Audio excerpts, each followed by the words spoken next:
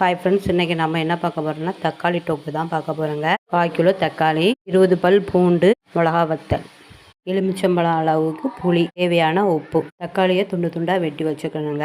நல்லெண்ணெய் விட்டு பூண்டை நல்லா வதக்கணுங்க. நல்லா பொன்னிறமாக வதக்கின உடனே தனியாக எடுத்து வச்சுருக்கணுங்க. அதுக்கு பிறகு வத்தலையும் அதே மாதிரி போட்டு வறுத்தெடுக்கணுங்க.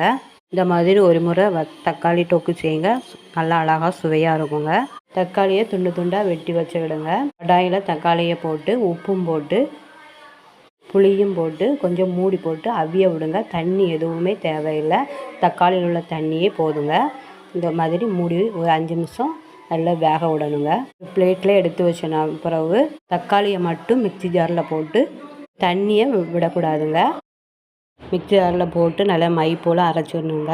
அரைச்ச விழுத தண்ணி எதுவும் விடாமல் மூடி போட்டு நல்லா கொதி வர்றது மாதிரி இந்த கட்டி பதத்துக்கு வர்றது வர நீங்கள் விடணுங்க. அதுக்கப்புறம் நல்லெண்ணெயை விட்டு இறக்குனா தோசைக்கு சுவையான தக்காளி தொக்கு